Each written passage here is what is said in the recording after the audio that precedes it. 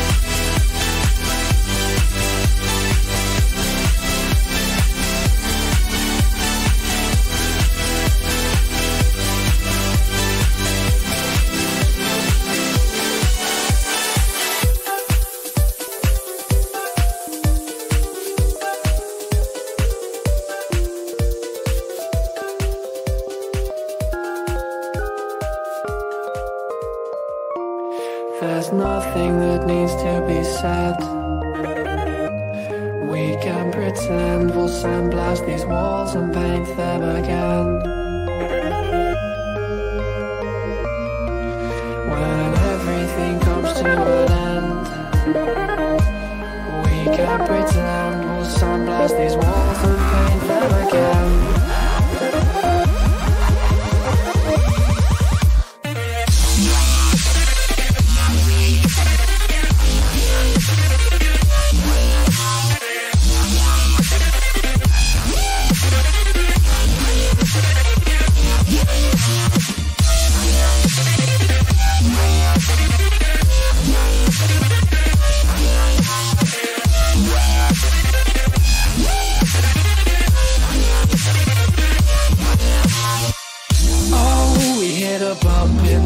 Again, and now we're working out just what it meant. I don't know much, but I know at last that I'm falling fast and I won't come back. You say that everything's been going wrong, but we've been living our lives how we want. It's a throwaway cliche, but we know there's nothing that needs to be said. We can pretend we'll sandblast these walls and paint them again. There's nothing left for us when everything comes to an end. We can pretend we'll sandblast these walls and paint them again. Oh.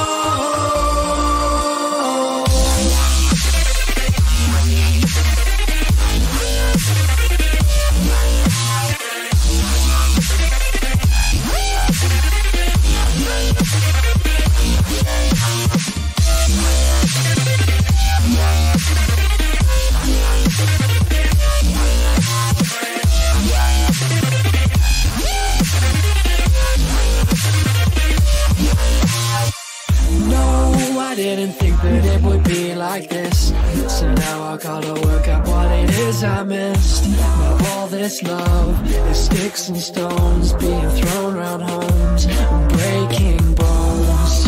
What did I do wrong this time? I finally found a fault.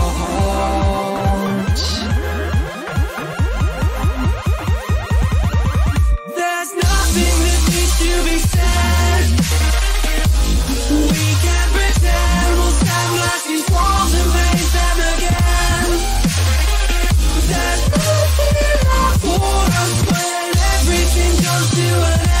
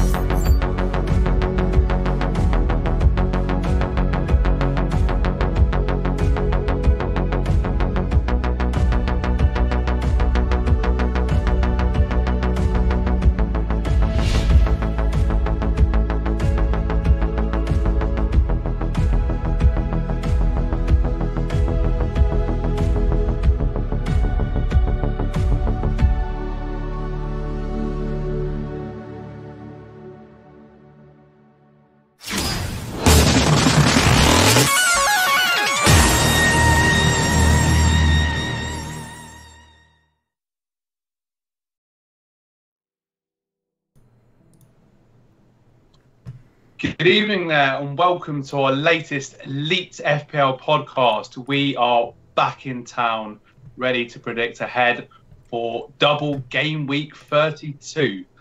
And with myself tonight and my good comrades in arms, Jason and Steve-O. How are we tonight, chaps? Evening, Dan. Evening, Jason. Evening, everybody in chat. Very lively so far. We haven't even done anything yet. A couple of people in there. So back to FPL action after the international break, and it's important game week coming up, and we're going to be looking ahead, predicting our scores for the fixtures, and from that deliberating which players to pick for our teams. One of our panel tonight has taken a 20-point hit. Yes, you did hear me correctly, a 20-point hit. So he'll be getting into his reasonings behind why he did that during the podcast. And yeah, we're going to be talking about our team selection, our dilemmas. So let us know what transfers you're thinking of doing, but very much predicting the scores, trying to think ahead, seeing what risks we can take, and really dissecting double game week 32 down. Steve starts off with the fixtures. We've got a lot of to make, a lot to get through. Yeah, 15 fixtures. Good evening, everybody. And if you want to get involved, as I said on Twitter and Instagram, if you want to get involved, just predicting the scorelines yourselves, by all means, get involved. Get a bit more active in there. Also, I'm going to make the point that it's just going to be so relieving for myself actually being able to predict the scores rather than being able to talk about which players to pick, because I'm sick to death of seeing David Luiz or Azpilicueta. Shall I choose Pogba or Martial? It's driving me up the wall. So it's going to be really nice just predicting score lines, which will help us all decide where we're going to go through. So the first game that kicks us off, this double game week 32, and it is massive. And it is, of course, the big boys, Manchester City, away at Fulham. 12:30 kickoff on Saturday. Everybody seems to think it's going to be 6, 7, 8-0. Don't think that's going to happen. I think it's just going to be... I think it's going to be relatively comfortable for City, but I don't think they're going to score many. The question is, will they keep a clean sheet? I think they will. I think they should. And I'm going to go with 3-0 to Man City. Dan? Yeah, some good spirited performances from Fulham at home in recent game weeks. Obviously, Liverpool only just beat them 2-1. Tottenham only just beat them 2-1, but Fulham do look a bit doomed. Man City going for the Premier League title. I'm going to predict 3-1 to Manchester City, and be very interesting to see how many people captain Sterling to Aguero. That's going to be a big talking point this game week. Absolutely. Jason, before you predict your scores, how about telling us who's in the chat, welcoming them along? Yeah, I really think we should probably do that before we start the predictions. But yeah, I'll do it now. We've got with the usual suspects in chat. We've got Aririoki. I will say your name right one day, I promise. We've got Chris Judge. We've got FPL Buna, who's just dropped his weights on the floor after hearing that one of us has taken a -20.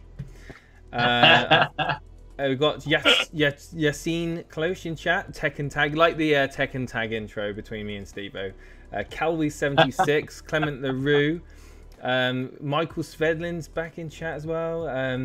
Sultan Saeed, scrolling right or back up, and yeah, it's nice to see your faces there. VAR as well. Hello VAR, how you doing? VAR. So yeah, we'll go to this game. Fulham host Manchester City at the Cottage.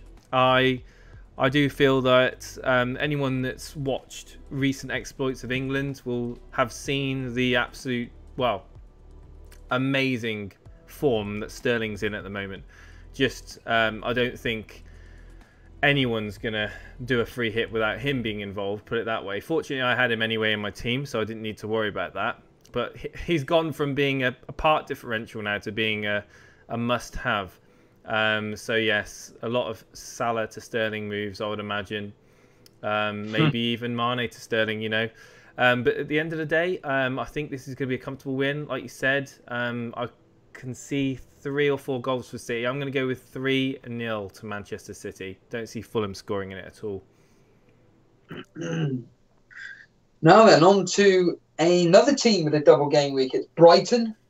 They're at home to Southampton, and I think this is probably going to be the game where if you're bringing in a Brighton asset, let's be honest here, probably a defender, then I think this is probably the best opportunity to get a clean sheet. I don't think they will, though. I think this is going to be another tight game. I'm going to go 1-1. Brighton versus Southampton. I'm going to go 1-1. What do you think, Dan? Big game. Big game. 6-pointer, I reckon. Really key for Southampton to get. Southampton have got a win here, I think, to be honest with you. I'm going to go. But having said that, I'm going to go 2-1 Brighton. I just think they're going to nick it. They've been strong at home all season.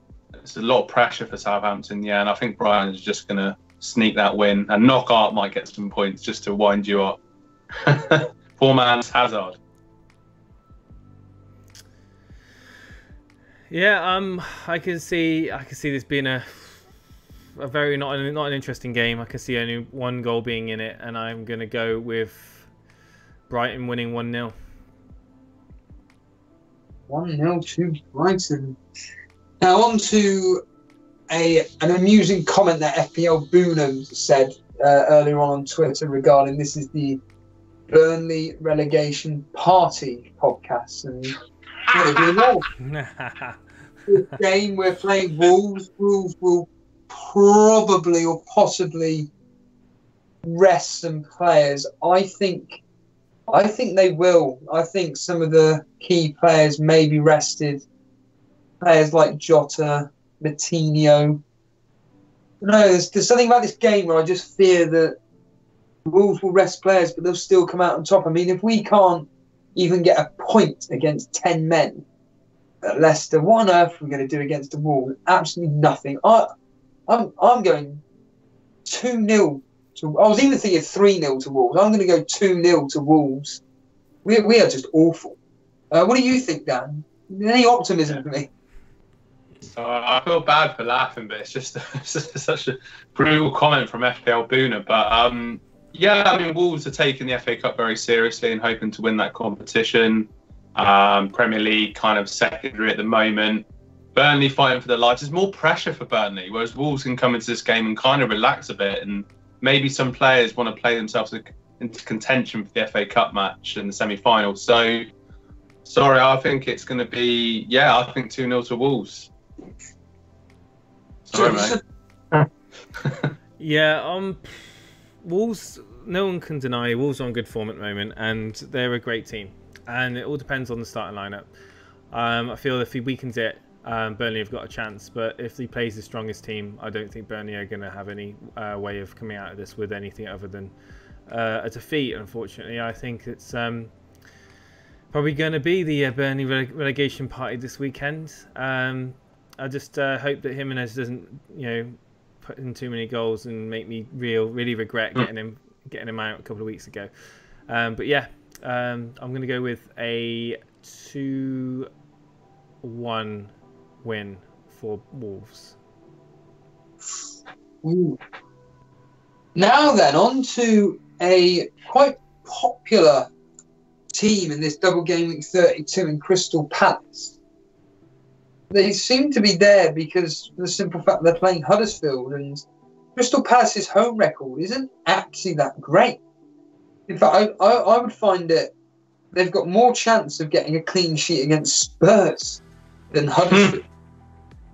The record versus Spurs is actually really good. I mean, what is it, like 6-7 games in a row the matches ended 1-0 either way? It's ridiculous. So I think Crystal Palace will just edge this. I don't think they're going to keep a clean sheet, though. I'm going to go 2-1 to Crystal Palace against Huddersfield. Dan? Yeah, well, we saw what Huddersfield did in London in game week 31 when they scored 3 goals away to West Ham. And I mean, Huddersfield are kind of relegated, more or less, but they can kind of once again play a bit of freedom, Palace are a counter-attacking side away from home. They've done well away from home. I think they're just going to edge it. I think it's going to be 2-1 to Palace. And I think Batshuayi could be an interesting differential budget striker. Scored for Belgium on Friday. He's done okay since he come into Palace on loan from Chelsea. So, yeah, it could be an interesting third striker, that. And Jason? I think the common opinion is that Palace are going to get something out of this game, and primarily looking at getting a clean sheet. The likes of Schlupp, Wan-Bissaka being mentioned quite heavily. I can see a Crystal Palace win on this one, and can I see Huddersfield scoring? I'm going to go 2-0 to Crystal Palace. Now on to one of the few fixtures which doesn't contain any double game week players, but some people may potentially have Vardy as a single game week player, maybe Maddison, people like me and Fraser. It's Leicester versus Bournemouth. And I did say there was this incredible stat that went out where since November in 2017, Bournemouth have played something like 20 matches against teams outside the top 6. They haven't lost a single one. They've won 14 and drawn 4, or whatever the stat is. It was ridiculous. And I can see there being, I can see this being goals galore here, but with Leicester's form at the moment, I think they're just going to edge this. I'm going to go 2-1 to Leicester, Dan. Do you think Vardy's going to get in with the goals? Yeah, he's their main man. So, I would agree that Vardy... Gotta be. Yeah, I mean, Vardy's fresh. Obviously, he's retired from international football and he's been in good form prior to the international break. Looks like he's playing with a lot of freedom under Brendan Rodgers. Hoping Bournemouth get a good result as my kind of second team. I'm going to go for a draw. I'm going to go 1-1 in this particular match. Okay, I'm going to go with a Vardy party.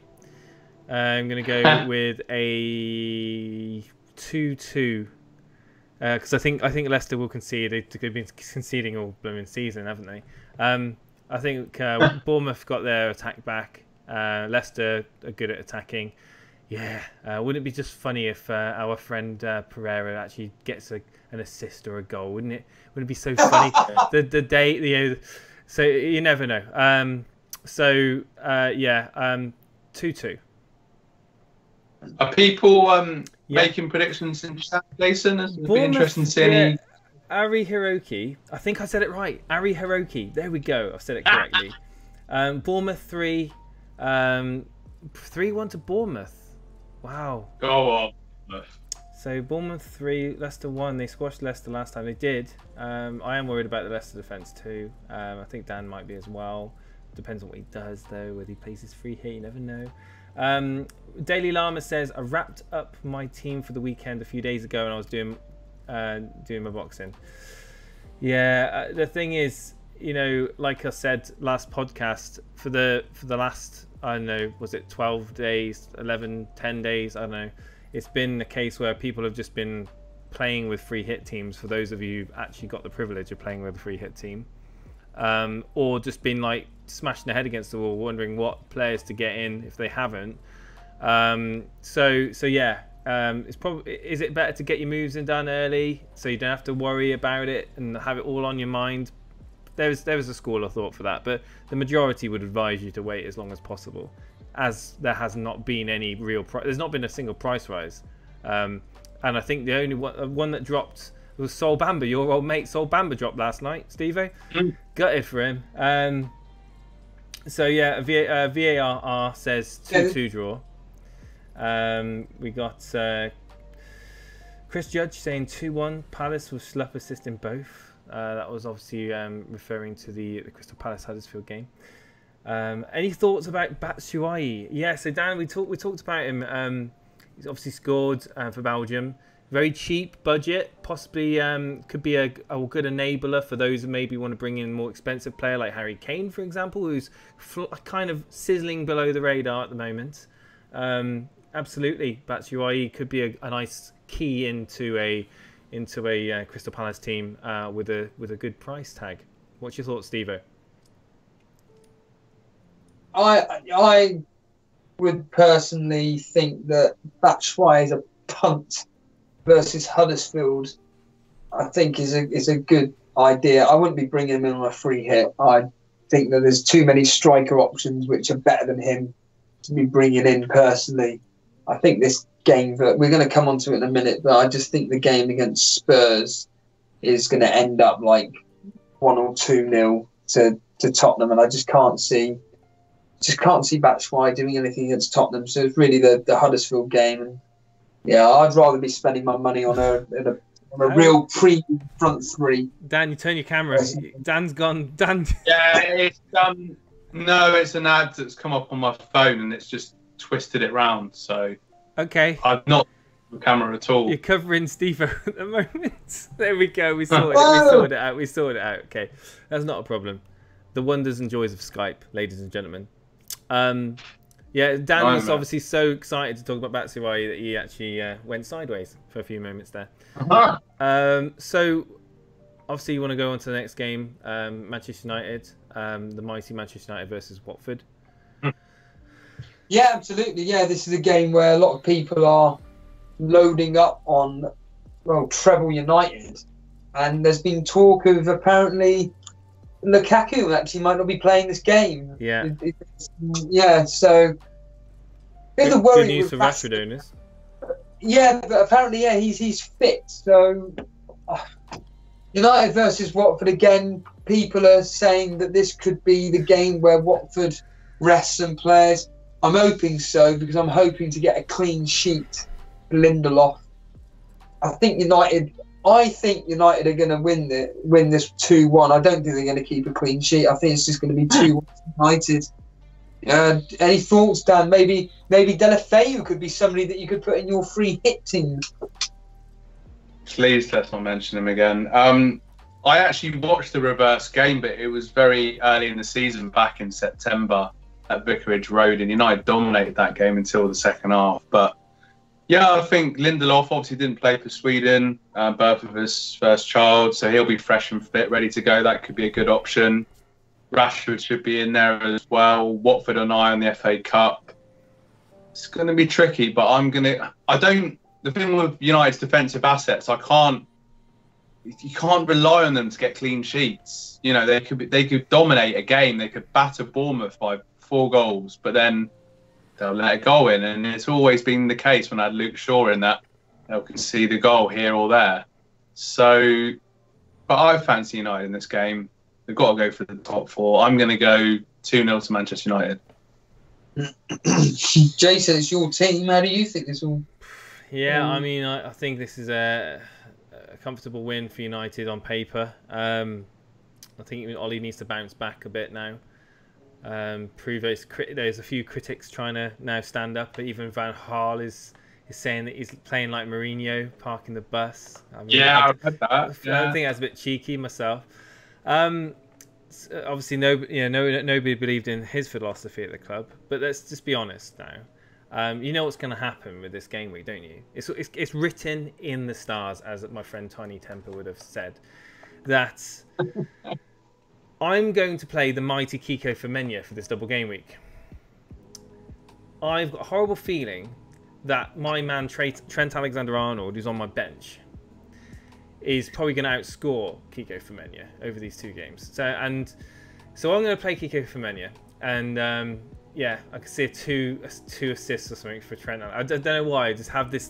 Do you know when a thought just pops into your head, thinking you're going to regret that? Yes, you are. But it's just that double fixture just tempts you in. It kind of leads you into playing him, and I don't have much confidence on him, but you never know. Anyway, I digress. Manchester United 9, Watford 4. No, I'm joking.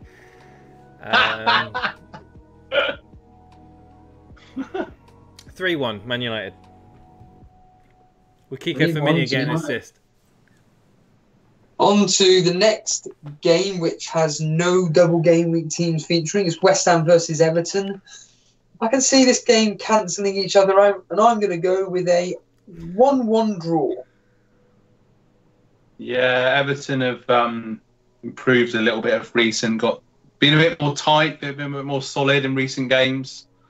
And yeah, I think a draw here, 1-1, sounds like a good bet.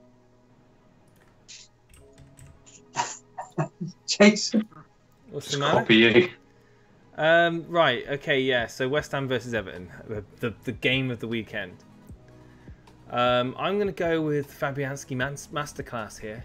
I'm going to go with a 1-0 win to West Ham, with Fabianski getting lots of his normal saves and even a clean sheet. So well done, Fabianski owners.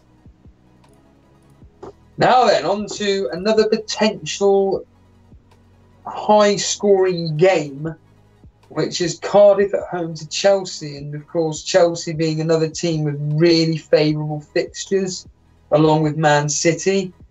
And I'm telling you now, I've got some interesting statistics regarding Aguero, Sterling and Hazard. Cardiff lost 4-1 in the reverse fixture, Hazard getting a hat-trick in that particular game. And I believe that Chelsea are going to almost do exactly the same here. I think, though, that they may keep a clean sheet in this one, though, but I'm going to go 3-0 to Chelsea. Just remembering the reverse game week, it was actually around my birthday, and just remembering Hazard getting that hat-trick, and it was just some random person telling me when we were getting the boat to Torquay saying, oh, Hazard got a hat-trick, and just thinking, this is one of those moments in the season when you think, this moment is going to come back to haunt me at the end of the season. Hazard, he's been in good form for Belgium over the last couple of games, got some goals, seems to like playing against, well, he's got a decent record against top six, but, getting a hat-trick against Cardiff in the reverse fixtures, coming into the game with form. I think it will be 4-0 to Chelsea, and that Hazard is pretty much essential for this game week. That could come back. No, wow. Jason, are you that optimistic? What was his prediction? 4-0. 4-0. Wow. God. Well, I don't see Cardiff doing much against Chelsea, but Chelsea have got a habit of giving away silly goals. I'm gonna go with a clean sheet for Chelsea. I think here it's going to be 2 goals, 2-0 Chelsea. And your man Kepa, who I'm sure you've transferred in, Steve-O, because your poker face is awful, is probably going to do very well. We'll find out on Saturday, won't we? Ain't going to deny it, is he? There we go. I'm gonna quickly run off those statistics for anybody that's listening to this. And Dan mentioned that Hazard's got a decent record against the top 6, and the answer to that is he really hasn't, mate. He's got a terrible record versus the top 6. But so in the last 2 fixtures in these games, Chelsea won 4-1 against Cardiff, and they beat Brighton 2-1. Man City, they beat Cardiff 3-0. Who are they playing again? Fulham. They beat Fulham 3-0. And they beat... And who's the other team? Oh, there's so many blinking fixtures in. Cardiff, sorry, yeah. They beat them 5-0. In those 2 games for Hazard, he played 165 minutes. He obviously got that hat-trick, but he also got a goal and an assist versus Brighton. Sterling, in those 2 games, he played 163 minutes.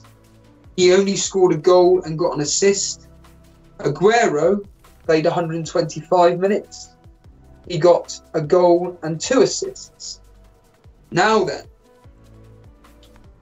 I'm going to save the next statistic, which is the big one, from when we conclude these fixtures, because we want to get fast forwarding through. But yeah, those basic stats there of what happened in the previous fixture really do interest me, considering how many minutes the 3 of them played and how poor. Well, Hazard returned really well. Sterling and Aguero didn't, but we all know what the form is like now. But we'll move on to the statistics overall this season so far later, because they really do tell a really interesting story. So on to the next game, where Jason feels that Trent Alexander-Arnold is going to outperform Kika Firmino. So in other words, you think that he's probably going to get more than 4 points based on if Firmino plays twice, gets the standard 2. I don't think Firmino is going to get 4 points, mate. Fair enough. So Yeah. it's Liverpool up against Spurs, and this, I think, is going to be really, really tight. I don't want to sit on the fence. I don't want to go a draw, because Spurs have only drawn 1 game this season. Liverpool, God, this is so tough, Dan, to call. I think I'm just going to go with Liverpool to edge this 2-1. It's going to be really, really tight, this game.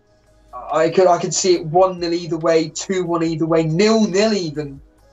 You know, it's going to be tight. I'm going to go Liverpool to edge this 2-1. And people that have sold Mane, could they be regretting it? Who knows? I mean, I always think of that joke as well that FPL Partridge put up, and various other thousands of other Twitter feeds and everything have said about the fact that everybody's sold Salah, but this will be the time when he gets like a double-digit haul.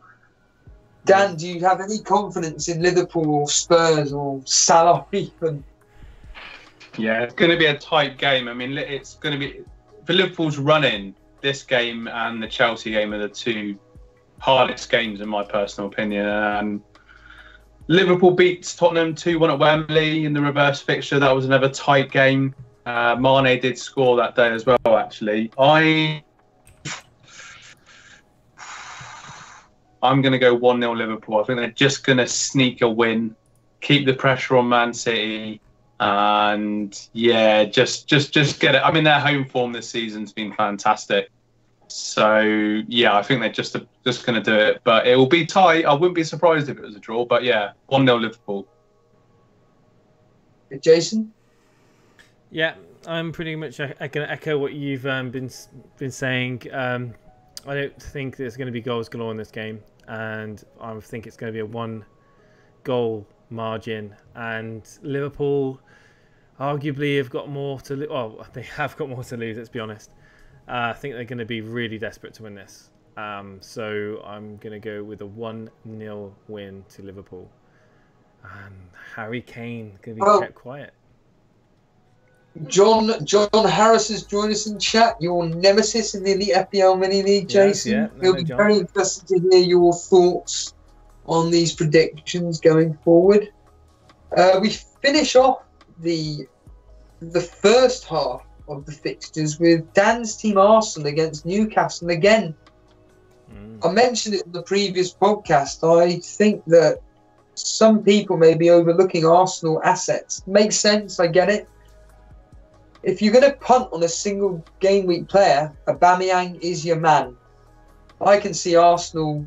Dan disagreed with me in the previous podcast, and I completely understand his reasoning, but I think Arsenal are going to brush Newcastle aside, and I'm going to go 4-0 to Arsenal, and I think Aubameyang is going to get his standard double-digit return, a goal, assist, or 2 goals, whatever. But yeah, I'm going 4-0, Dan.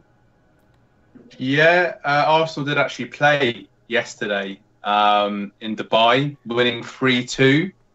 Carl Jenkinson on the score sheet in the friendly game in Dubai for the new stadium over there for the team. So what you can read into that, I don't know. But yeah, home form's been excellent this season. You know, Rondon, like I said on the post, has been doing very well for club and country in good form. I think it's going to be a lot tighter than he... Go on. You mentioned Rondon. I only found out the other day he scored a free kick. I couldn't believe it. When I heard he scored, I just assumed, you know, inside the box or whatever. When I heard it's a free kick, I'm just like, really? Dude, but anyway, he's an absolute world-class player, mate.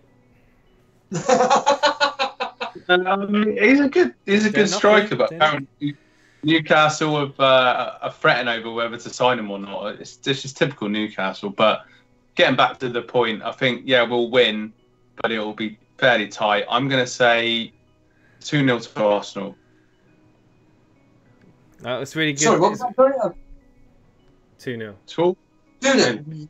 And Mesut Ozil will get an assist. I'm really glad Dan let everyone know that Arsenal won yesterday with Ash Ketchum getting the goal. Well done to him. We got Newcastle. Rafa Benitez. I think he could get something out. I think he could sneak something. Yeah, I think that Arsenal will score, but I think Newcastle will too. And I think it's going to be a bit more closer than what Steve-O is predicting. I'm going to go with a shock. 2-1 to Newcastle. There we go. Throwing the top 4 race back open again. Guys, in chat, just to remind you, Jason and I have got a bet. It's just a schoolboy bet of who's going to finish higher in the league. Because Jason was crowing about how they smashed us in the FA Cup, and it wound me up. So we've got a £10 bet about who's going to finish higher in the league. I'm still confident. Newcastle's going to be tough. It's not going to be, Benitez is a great manager, organises the team well. Almiron, your mate Almiron, Steve-O's in there, looking lively. Rondon. What I will say, Perez, Yeah. So, what I will say, you have got a very nice run in. But away form. Yeah, wait and see on that one. In the buy though. So we've got a few comments in chat. Just going to catch up on. So John Harris is saying, with Arsenal playing in blank 33, does that sort of make up for not having a double game week in 32? Yeah. For those on free hits, no? Yeah, possibly. Like you said, the running's good. Aubameyang with his home form as well. We're a team on form.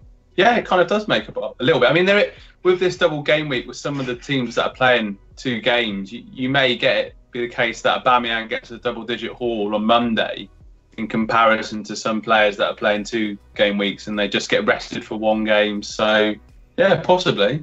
And John knows what he's talking about. He's doing well in that FPL league. Ray Joyce. I like oh, you go. Sorry. No, I was gonna say what you were about to say. I like Ray Joyce's comment here, which is the most anticipated week of the FPL season so far. Yeah. And if he can't break the 100 points this week, he never will. I agree with that. I fully anticipate a high. Well, of course, I'd like to think a high-scoring game week, but of course, for people to break 100 points, it needs to get considerably higher in terms of people taking -4s, -8s, -12s, things like that. -20s. Nice 20s. So yeah, and then Daily Lama says they have a very nice run in, referring to Arsenal. They do have a nice run in, but it is Arsenal, to be fair. So yeah, absolutely good point. Anything can happen. So yes, that moves us on, doesn't it? It does. There's an extra round of predictions. No, double. It's the second of the fixtures for. We're not right. So we're not gonna preview these ones early next week. Then we're gonna do them now. Do them now, yeah, absolutely, Jason. Yeah. We got some of us on free hit check to think about. I have to scroll the fixture list down. That is so inconvenient. So inconvenient. No.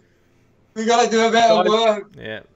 Guys in the chat, I'm taking this game week that seriously that I'm going to do my transfers on my on a PC rather than on my phone. I'm taking it very seriously this week. I'm going to be looking at my mini league rivals, and this is the game week that I'm going to shoot back up the league and get back into contention. Or you can see it all here on Elite FPL. Well, put it this way: you've already caught up points on me and Steve-O, so you're doing well already. So yeah, so we move on to the second fixtures, and we'll let people know that potentially on Wednesday we will be doing a live stream during the matches, because obviously these are going to be the main predominant players most people will have on Wednesday evening, with Chelsea, Man City playing. Let's be honest here, most of us will probably have 6 players that evening. Some of us may be triple captaining. You never know. Maybe. So, yeah, this is going to be a very, very interesting midweek games. But we start off with Watford versus Fulham. And this is the game where if you have got in Watford players, i.e. Delafeu, Andre Gray, Deeney, this could be the game where they could get the points in. And now they're going to have a little warm-up before their match. Who are Watford playing? in the FA Cup. Sorry, Man City, or is it Wolves? Man City. Isn't it? The Man City, is it? Right, okay. Do Wolves playing then? Hang on, let's find out. Anybody chat? Come on, Dan, you're the man in the know. J&O. They're against Wolves. Who is it? They're against Wolves. They're against Wolves. Watford against Wolves and Man City versus who? Brighton, of course. That's it, Brighton. Idiots. No. Terrible. We can tell you what happened in the game week 2, but we can't tell you what happened last week. You can tell that I don't care much about the FA Cup, can't you?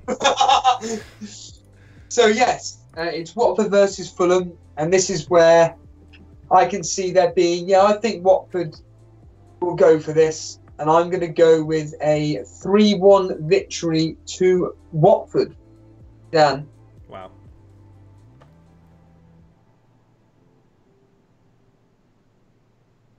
Has Dan gone? Oh no. He's still there. He's just being really still. You take it away, Jason. See if Dan. I think that Watford are going to punish Fulham, and obviously this is their most winnable game of the double game week. But I do feel they're going to concede. Hence my Kiko Firmino statement earlier on. I'm going to go 2-1 to Watford. Dan, you're back. Indeed. Yeah, I'm going to go 3-1 to Watford, and I think Troy Deeney, he's going to get a goal. And I had a feeling that Babel was going to score against Liverpool. I had a feeling that Sterling was going to get a hat-trick against Czech Republic. I had a feeling that Wolves were going to beat Man United 2-1, and I was right on all 3 accounts, and I won absolutely nothing. So go for Troy Deeney to score at home to Fulham. Okay, cool. The Daily Llama's just said that Steve-O has stunned Dan into silence regarding my prediction. What I would say is that I think he also said that Dan had taken a sideways move when his webcam switched as well. Yeah. One day I will make an edited video where I'll accumulate all our predictions, and it will just be Dan basically copying my results. But anyway, so on to Wolves versus United, and these two have played each other Dan, God knows how many times. There you go. God knows how many times this season. And yeah, I'm going to go with the Wolves. Just seem to have the edge over United. I'm going to go 2-1 to Wolves. Again, it's going to be another repeat of the FA Cup game. Dan, 2-1 then, I'm guessing? He's gone silent again. Oh no, there he is. He's back. Jason, just take it away. 2-0 Man United. Wolves 0. Wolves 0. Man United 2. Wow. Okay. Yeah, I'm back. oh, he's back. Yeah, I'm using my data up now. So Wolves gonna lose to United, right? Is that what we said? No, I think this would be a comfortable game. I think maybe Wolves can put some reserves out, and No they'll still bias be here, playing ladies up. and gentlemen. No bias here whatsoever. No. All right, look, I think Wolves, they've got the FA Cup to go for. They should just go for it. They're going to rest some players. I'm going to go for a draw. Actually, no, sorry, I'm going to go United to win. I'm not going to be biased. I'm going to go 2-1, but I think it will be tight, only because Wolves, they're resting players ahead of the Cup game. So it'll give United a chance to win. So 2-1. I like this comment by John Harris. He said, "Remembered when loads of fantasy players triple captain Sane for the last double? He did nothing. Maybe this time he could put the ball." And do you know what? It happens every single double game week. The player you least suspect coming out on top with points is never it's never ever somebody that you expect. Like Aguero, Sterling, Lukaku. It's always some wasn't it Laporte last time, Jason, that got the biggest score, 20 points? Yeah, he got the biggest haul, but Aguero didn't do too bad either. But I mean, I think that if you want to triple captain this game week, the best use of your triple captain would be on an outsider. Yes. So if Steve-O, if you were looking to do it, you'd obviously, at the moment, you've got options of Man City. Let's be honest, majority of people would be looking at Man City, maybe Hazard, maybe Kane. But I think everyone would probably put it on Sterling due to his form, or Aguero due to his rest.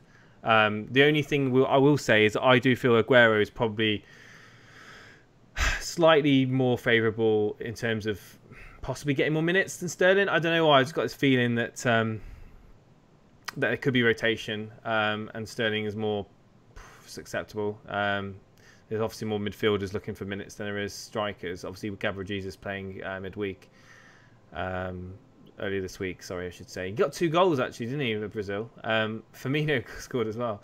No, but yeah. So what are we talking about again? Well, the Daily Llama has just asked a very simple question. I'll quickly answer it. The answer is yes, you can swap your triple captain chip to whoever. At the end of the day, it's just a captain pick. Yeah. So you can swap it as many times you want to whoever you want. So Steve-O's currently got his triple captain, ladies and gentlemen, on Kepa. You heard it from me first, okay?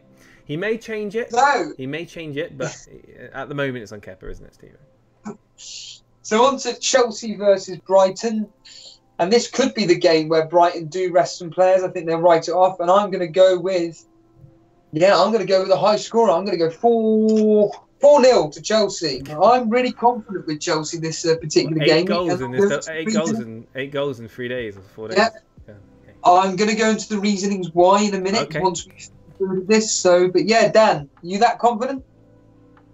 Yeah, I think it'll be a standard win for Chelsea. Brighton, one eye on the cup game, obviously against Man City. I think, Brighton will be looking at it as almost like a rehearsal for the Man City game, and thinking maybe to be quite defensive, and they'll want to play on the counter attack or maybe take that game to extra time. But I'm gonna go 2-1 to Chelsea. I think it will be tight, actually. I think they'll just be using that as preparation and there's pressure on Chelsea. So, yeah, 2-1 Chelsea. And I think that Man City will win 3-0. You didn't ask me for the last time, so. Here's a question for you. What was that, sorry? 3-0 to Manchester City in their game. 3-0 to Man City. Okay. Here's a question for you. Steve-O and Dan. Vince Chapman's in chat saying, I'm definitely getting in Hazard for Mane. Well, it's not really a question, it's more of a statement, but I thought it was quite cool. Hazard in for Mane. That's an interesting one, because obviously Mane is obviously a spearhead of Liverpool's attacking returns lately. So what do you guys think of possibly bringing in a midfielder option like Hazard for Mane this game week?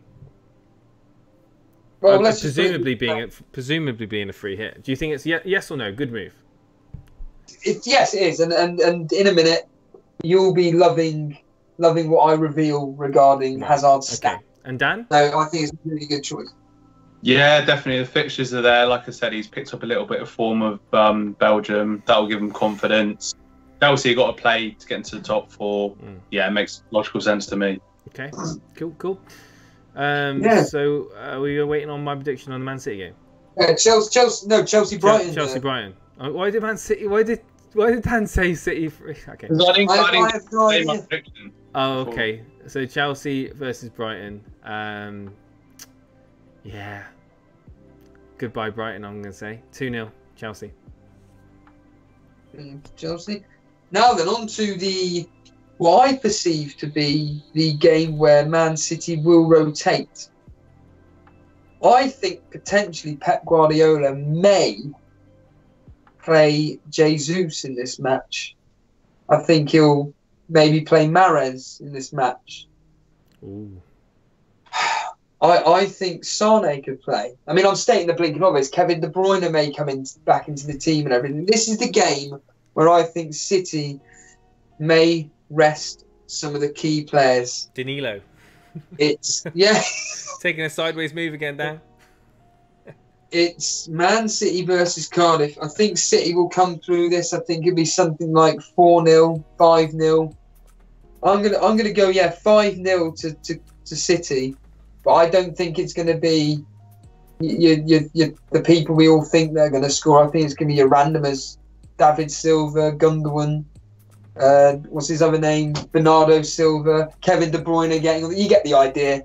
Yeah, I'm going to go 5-0, Dan.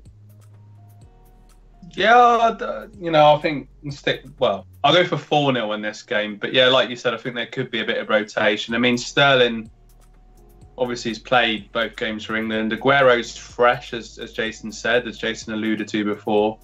So I reckon Aguero will start both games, but then he may be subbed off. If Man City are in a comfortable position, let's not risk him for the Champions League game against Tottenham ahead soon to come. So I would say, a comfortable win for Man City. I mean Cardiff. I just hope that Man City show some mercy on them. 4-0. Okay, Jason.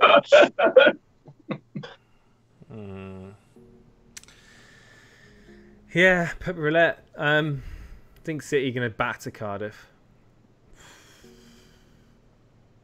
Do you know what? I might even just go crazy now. Say 7 goals for City. 7-0.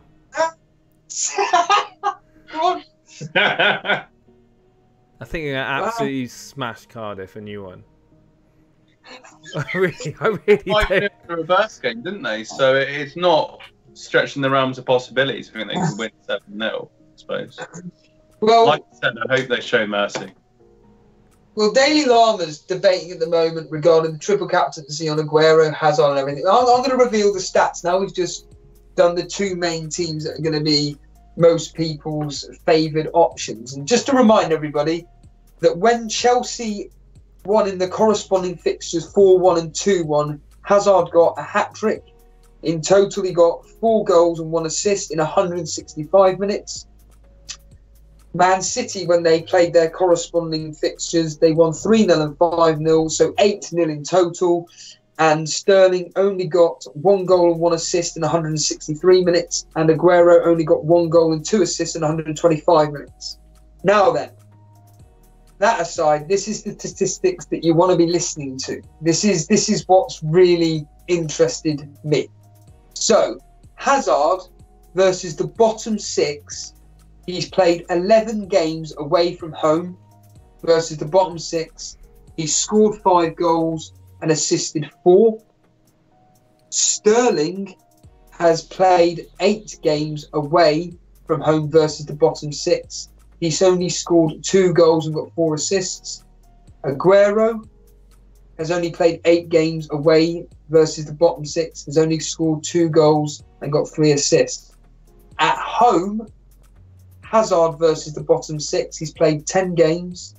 He's scored 7 and assisted 3. Ooh, okay. Sterling has played 11 games at home versus the bottom 6.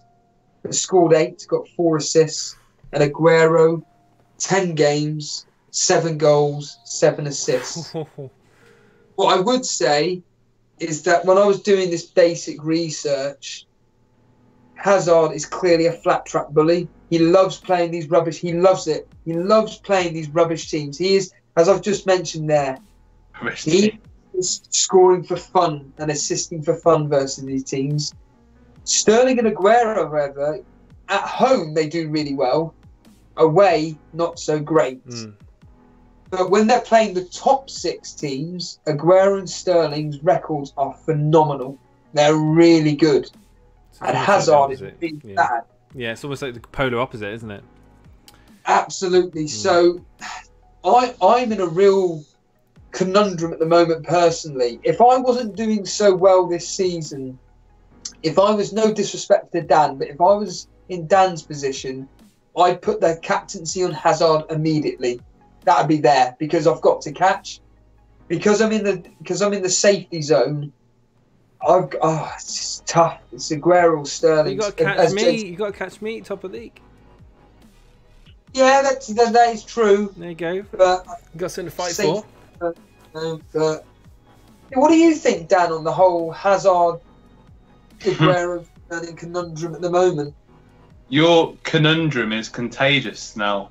You put thoughts into my head because obviously Hazard's the main man for Chelsea. we'd assume that he's going to start both games, although I've probably tempted fate there.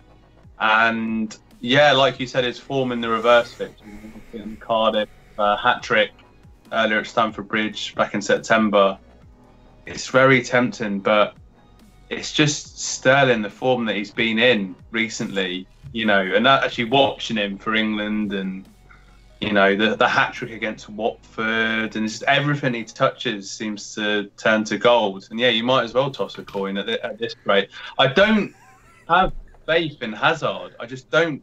And this could come back to haunt me. This could be a meme video for the future, but I just, whenever I've had Hazard in before, I've never really had great returns from him, despite what you're saying about the stats. But yeah, it's just something that doesn't fill me with. Whereas Sterling, he can, you know, his ceiling for being explosive in one particular game week is just really high. So he could, you know, go crazy in the first fixture and even get arrested for the second fixture. And as a captain, could still get you loads of points. So I would say Sterling at the moment. But like you said, I've got catch. So the advantage I've got is that my mini league rivals, I think quite a few of them have played their free hits. So that gives me a bit of freedom. But yeah, at the moment it's Sterling, but giving me another selection headache now, mate. Cheers. Let's quickly finish this whole double game week 32 predictions off with the launch of the new White Hart Lane. It's Tottenham at home to Crystal Palace. Before we went on air, we mentioned the fact that the last 6-7 games seem to have ended 1-0 either way. I think that I agree with certain FPL podcasts out there that Kane is going to be wanting to get in on the goals, be like the quiz answer in many years to come. Who was the player that got a hat-trick on the day that opened Spurs' new ground? Harry Kane. I'm going to go, though, with a 2-0 victory versus Crystal Palace. Dan? Yeah, you know, I don't think it's fair that Spurs are opening their new stadium now towards the end of the season. I think they should be opening it next season. I think that'll be more fair. I know Neil Warnock agrees with my comments. But yeah, I mean, Kane got a couple of goals. You know, he had to get, he's very, you know, he's a striker, he'll claim anything. I just got a feeling Palace are going to spoil the pie, because when teams move to new stadiums, like when Arsenal moved to the Emirates, we drew at home to Villa 1-1. Gilberto Silva got the goal. Melberg equalised. West Ham struggled when they moved to their new stadium. I would love it if Palace won, man. I would just absolutely love it. But I'm going to go 1-1 actually, and I'm sure FPL Boone is probably screaming at his screen now. But yeah, 1-1. You'd love Chase? it. You'd love it, Dan. Starting to sound like Kevin Keegan. So, I haven't got any Spurs assets up until this game week. Am I tempted on getting Spurs assets in? I don't know. I think Kane could be a good option. I do think that he's going to probably score this game, but I don't think he's going to score big. I think it's going to be 2-0 to Spurs. And I do think Harry Kane's going to get at least one of the goals. But I think it's the other. Yeah. Well, I don't think it's going to be too much to worry about in FPL wise, because I don't think Kane's going to be owned by a lot of people. Due to his price. Now then, lads, we've got a big reveal for anybody in chat. One of either me or Jason has taken a minus 20-point hit. Unbelievable. The question is, which one of us did it? Well, the answer is...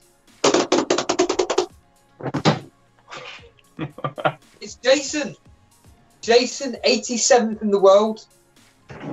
What the hell are you doing? Yeah, what the hell are you doing, man? Okay, so I wanted to do a free hit this game week, and I played it game week 12 in an absolute frenzy of panic because I didn't want to take a -8. So I find myself asking a question, well, if I haven't got a free hit, what have I got? And that is the ability to take a few hits.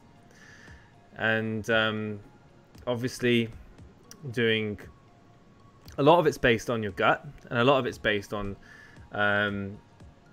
players playing in double game weeks. And the logic would dictate that if you are going to take hits, that you remove players that are playing maybe one game less, who are better, who are worse players than the players that you're going to bring in on current form and judging by fixtures. So the moves that I've made, I feel I've ticked 3 boxes. 3 boxes. And these are the main 3 boxes that I had to fulfill before I transferred any of these players in.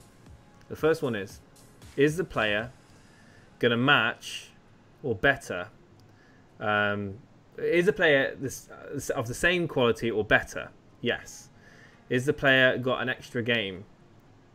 Yes. Is the fixtures better on paper? Yes. So, once those 3 boxes are ticked, I brought them in. And I feel that it's a calculated risk because the players I took out, I don't see scoring many points at all. Certainly, with the extra game as well, I'm happy to take the risk on this. So it's a sound logic. Yeah, I mean, it's a sound logic to what you're doing, and you've been known for the sort of maverick moves, as I say, all season. I mean, out of 10, how confident do you feel going into this? Because, like, you know, you're at the top of the league, but now you're thinking much more about your rank. You haven't got the free hit chip. You played that earlier in the season, so you're feeling pretty confident. Yeah, so the people in chat think I'm mad. But then... But the thing is, it's like one of those, isn't it? Where everyone's entitled to play the game the way they feel. And let's be honest, you know, I have thought it through. It's not like something I've woken up to in a blind rage. Not this time, anyway. So yeah, I'm quite confident. I'm confident that these moves are sound in judgment and logic. The players, like I said, the players I've brought in have an extra game over the players that I've taken out. So let that sink in. So they've got the opportunity to make up those 4 points and more. They've got better fixtures on paper than the players I've taken out. So again, they've got a good chance to repay those 4 points and more. And they're better players. So it's a win-win-win for me. So let's just see how it works. Come next week, you guys can all be laughing at me. Or come next week, you could actually be saying, you know what? You've done really well there. So who knows? Let's see how it goes. I mean, based on the fact that the last time we did a podcast, we knew for a fact that you did a -8 to bring in Aguero. I know that much. I'm looking at your team on the screen from last game week. So basically, from what I'm based on the information you've just given me, you've probably got rid of Rondon and Vardy, probably got rid of Bennett, probably got rid of Pereira. That's 4. You've kept Alexander-Arnold, I know that much. Mane you've probably got rid of. And probably Puncheon, that's 6. So, are you willing to reveal what you've done or not? No, I'm going to keep this one contained. I'm gonna make it exciting for you, Steve-O. So when the game updates, you can see the transfers I made. And for 1 minute, I don't advocate those who don't have a free hit. Obviously, I'm not trying to say that, you know, just take hits. It's fun, guys. Everyone do it, because, you know, it can easily backfire.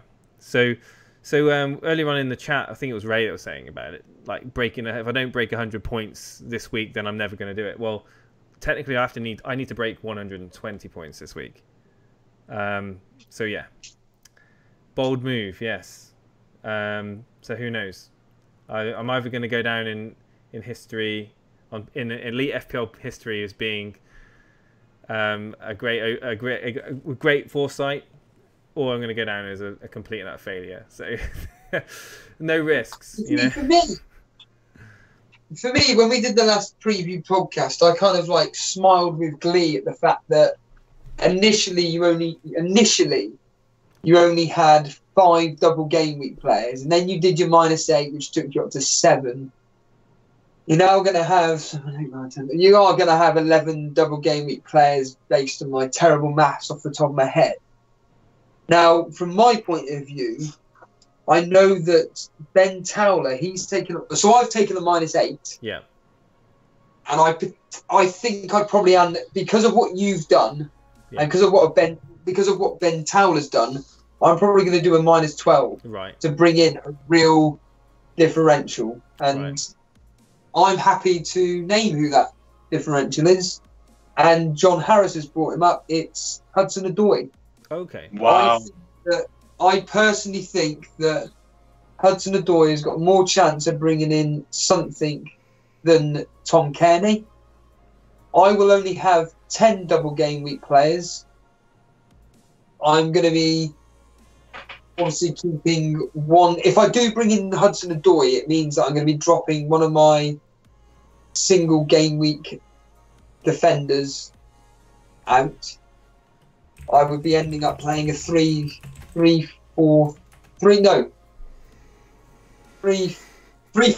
Sorry, I was doing a 3-4-3, and yeah, Hudson-Odoi would be my, because I just have this gut feeling that he may do something against Brighton. One of the games, I think Sarri may, because of his form for England as well. Yeah, it's interesting because I was thinking at the start of the podcast, I kept thinking in my head about a differential budget midfielder. And Hudson-Odoi, like you say, for England has been playing very well. You know, he got it was an own goal, obviously, on Friday, but it was his shot, and then he got a goal. And I watched him play, and I just thought, why is this guy not playing? But yeah, he's still young, and he's been trusted in the Europa League game and the Cup games. But what is he, 4.2 million? Yeah. So, I mean, for a double game week as a budget midfielder, as a bit of a gamble, why not? I mean, I know Barkley played really well in both games, but I don't really rate him as an FPL asset. So, yeah, Hudson-Odoi is a pretty interesting. What are people in chat saying about these? So people are obviously reacting to my -20. So a few people saying good luck to me, wishing that I don't regret it. Yassine, I don't regret things. I get disappointed, but you know, I make decisions and I stick by them. I'm not going to regret it. It'll either pay off or it won't pay off. Surely, right? So Rayjoy says -20. Surely medication required for that gut. That'll be next week. Yeah, well, we'll answer that next week. So we got what about for next game week? John Harris says. I've already got plans for next game week. Don't worry. Sam says in chat, if you pull this off, you're a super legend straight up.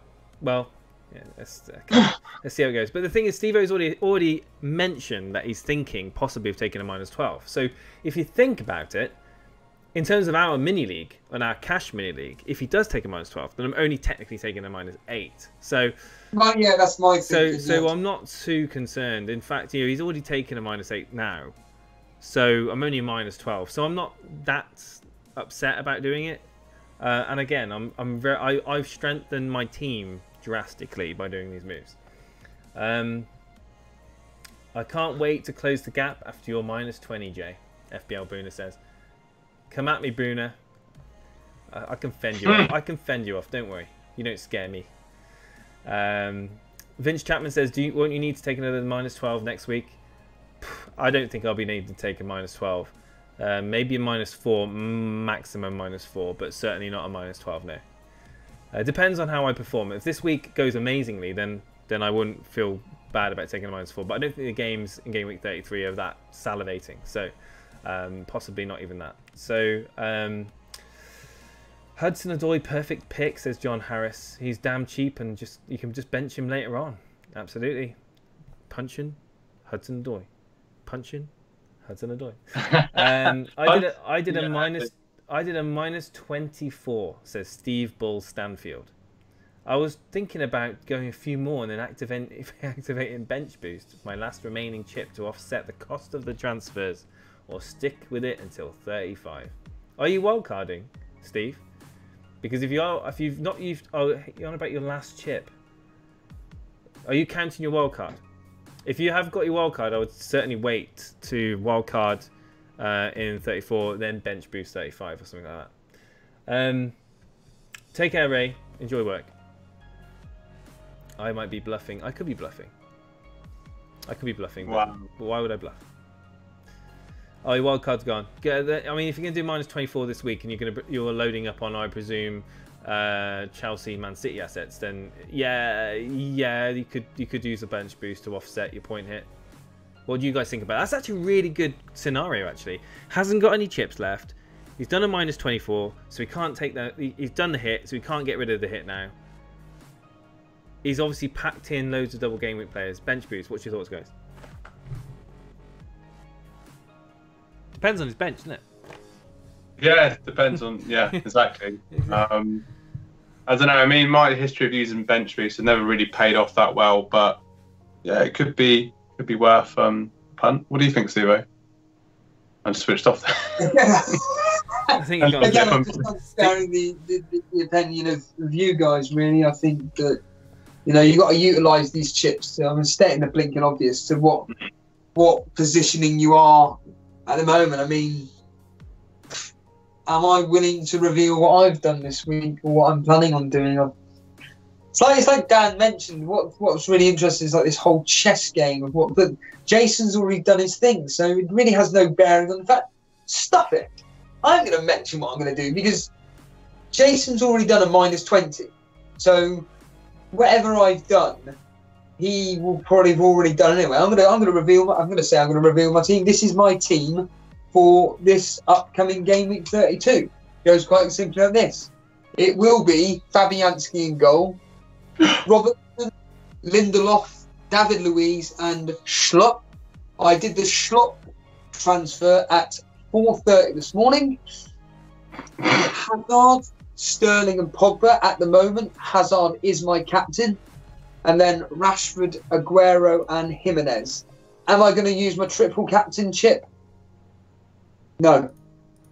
I am based on the statistics that I know of regarding Aguero and Sterling versus the top 6, and the fact that Aguero in double game week 35 has got, is it Spurs and United? I believe that is the case. Or double game week 30, no, it's 35, isn't it? Yeah, so it's Man City away at United and Man City at home to Spurs. I am probably going to use my triple captain then, because Aguero's guaranteed pretty much 180 minutes, give or take, same as Sterling. Pep Guardiola is not going to rest his best players against them. Against Fulham and Cardiff, I can't see either player getting 180 minutes. They're really good fixtures, but like I said, their form this season against the bottom 6 teams ain't that great. So, if anything, it's, and that's predominantly away from home. At home, yeah, their form's really, really good. Hazard, it is a real big conundrum. I'm probably going to end up captaining Aguero or Sterling, if I'm honest. I'm going to do more research into it. But at the moment, Hazard is my captain, and I am more than likely going to bring in Hudson-Odoi for Tom Cairney. So that would mean benching Robertson and playing Hudson-Odoi, because I just have this gut feeling that Hudson-Odoi is going to start versus Brighton, and I think he's going to do well against them. I think he'll get a goal this particular game week. Yeah, I'm for a -12. I'm pretty confident in that. Plus, it gives me quite a few players for blank game week 33 as well. I may even be wildcarding in that blank game week 33. Not to be bringing in single game week players, but more for future for 34 and 35. I don't know. I still need to look into that. But yeah, I'm pretty set with my team. It's just the Hudson-Odoi, but I probably am going to do the Hudson-Odoi the fact that you've done a -20 and I'm going to be still +8 on you, but our gap is so big. Again, I'm more personally interested in our own Torbay Elite Cash Mini League. Like I said, I'm copying Ben Towler with the -12, so my points gap is still going to be exactly the same. Darren Monday, I mean, I looked at his team the other day, and off the top of my head, his team hasn't got many double game week players at all. I'm pretty sure that he's pretty poor when it comes to double game players. Has he used free hit? Yeah, everybody in our mini leagues used a free hit. So, talk about Dan. If you just talk about your thoughts so far on your free hit chip, any differentials you may potentially be getting, that'd be interesting to hear. Yes, I mean, obviously, Man City and Chelsea have the sort of prime fixtures for this double game week. I think the conundrum for me, that's our new word this week, conundrum, is whether to get a defensive Man City asset in or to go for a potential differential midfield. So what I mean by that is obviously, you know, with Man City's goalkeeper and possibly Laporte as well are nailed on for starting both games. So you could get them in and obviously Aguero Sterling, or obviously get Aguero Sterling and either Bernardo Silva or Sane. And Sane's an interesting one. I mean, he broke a lot of people's last double game week, but you know, he had an interesting international time. He got a goal against Holland and looked for the confidence, and you just got that horrible gut feeling that he's starting to tick on again now, and maybe he could go crazy in one of those particular games. So that's an interesting one. And also David Silva. I mean, he's retired from duty for Spain. Obviously done his bit there, winning the World Cup for them. But yeah, so he'll be fresh. And was he 8.5 million still, I believe? Yeah, he is. So yeah, I mean, he could be one to look to get in as well. I think from game weeks earlier in the season, Man City seemed to batter some teams, and then they let in goal.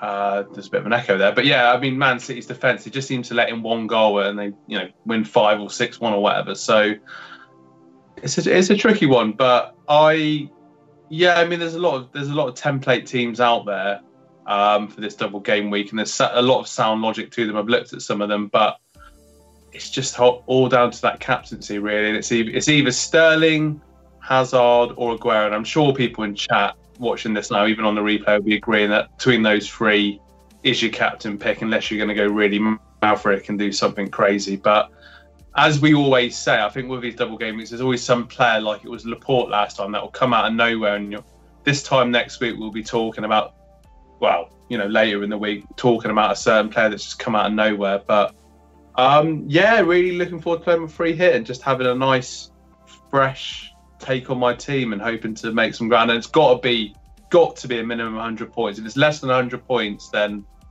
it's adios muchachos, as they said in Aliens. Well, so. I just mentioned Darren Monday's team. He's got one double game week player. That's it. And he's used his free hit. So I'm going to assume he's going to use his wild card for this particular game week. He's got to. If he doesn't use his wild card, then I don't know what's going on with him. Oh, yeah, absolutely. I mean, Connor Lee. Yeah. What people in chat saying, Jason, I'm just...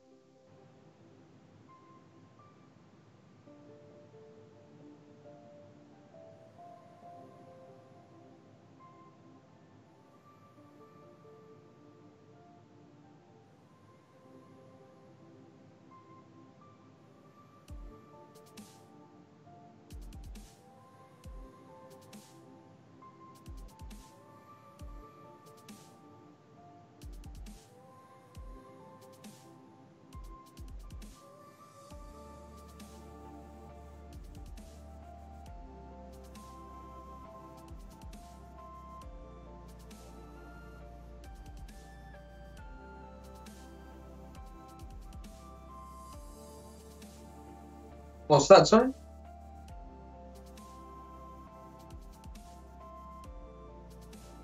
Yes, I would say that's the popular choice, but I would. My mic was muted. Never mind. I'd have Aguero, David Silva, and Sterling if I was doing it. I wouldn't want a defender. I'd want the 3 attackers. It wasn't important, chat. Don't worry. It wasn't important. It's basically what. Anyway, it doesn't matter. So yeah, my mic's back. It's good. Don't worry. So we got. What else we got? Captain Sane, 4 goals. Says Steve Bull Stanfield. Go on, Steve. You sound like a bit of a maverick player of FPL. Losed all your chips already. Just go for it. John Harris, I'm so torn between Sterling and Sane at the moment. Everyone has Sterling, but he'll play both games. Will he play both games? That's the question. Sane could be the surprise point scorer. Wouldn't it be just... It would just be in a... Yeah. Just written. Like, to troll everybody. Just to troll everyone. Daily Llama's replied to you, obviously you revealing your team. Said you took the bait. I don't think you've taken the bait. Like you said, it's not going to affect my decisions. So yeah, talking about Hudson-Odoi, played 117 minutes in 31 game weeks. He's had 6 points. What am I missing? I think his form internationally and his underlying stats that even like a Fun Fantasy Scout, a lot of members on there, and the Scout were talking about him as well. So yeah, it's just this 4.2 million. He's such an attractive pick for a lot of people. So yeah, I think we've pretty much caught up on the majority of chats. I can see. Well, can I just? Sorry, yeah. No, I was just going to help Dan out here. So I've just literally gone through your rivals. So everybody down from Darren Monday down to Terry Roos, and this is quite simply it. All 6 of these teams have not made a transfer at all this game week. Okay, they haven't made a single one. Quite a lot of them have used their wild cards. Their chip. None of them have got free hit either. Quite a lot of them have used their second wild card already. Wow. Okay. In Darren Monday's case, I've already mentioned he's only got 1 player, double gaming player. Connor Lee, he's got 7. Pete Andrews, 8. Daniel Benson, 2. Dexter, Roos, 3. Terry Roos, 7. This, honestly, we mentioned it before, but this really is, Dan, the game week in which you have got to take advantage of your rivals ahead of you, because they are, from your standpoint, with the fact that you've got all your chips in play, the fact that they've got such few players. Now, some of them are going to play their wild. I can see Darren Monday for definite, almost certainly play his wild card. You know, that's got it. Pete Andrews, I think he'll probably just take a 12-point hit. No, sorry, an 8-point hit, if anything. Daniel Benson, again, I think I saw that he didn't have a wild card. He doesn't have his free hit, so he's stuffed. So really, it's in your hands, mate, now to really take advantage of this situation, mate. Yeah, I mean, they haven't got the wild cards. They haven't got the free hit chip. This is a pivotal game week, I think, really. I can't, I've been kind of relaxed and chilled out in the last few podcasts, thinking, well, my season's over. But like you say, I've been patient with the free hit chip. I've kept it for the latter stage of the season.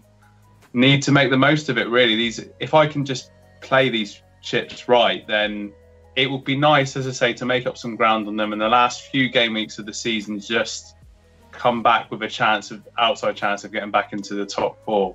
But I think we're going to wrap it up now. We've been going for nearly an hour and 20 minutes.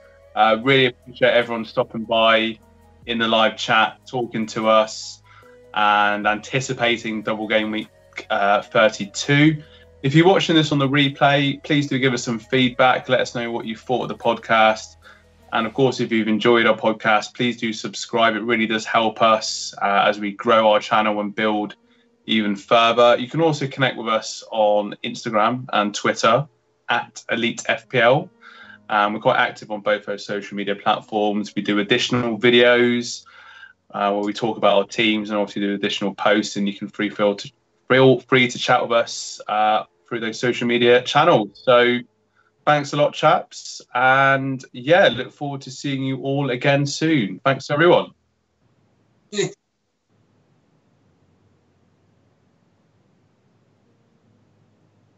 All right, thanks a lot.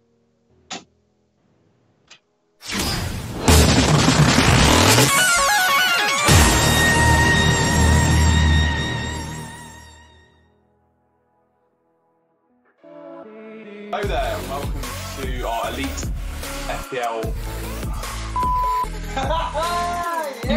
Pun where Shaw's lights were knocked out. Dan, you may want to turn on your light because you're Chat said that Steve, if you bench Alonso and he returns, you have to get a history tattoo. Well, people in chat saying, Jack, before we move on to the Elite FPL. First of all, my name isn't Jack. Right, okay, I'm gonna let Dan speak because it seems to be mainly me. And go, Dan. Go ahead. What are you gonna do? No, it's absolutely fascinating. Jason, try and just stop. Right. Okay. Right. I'm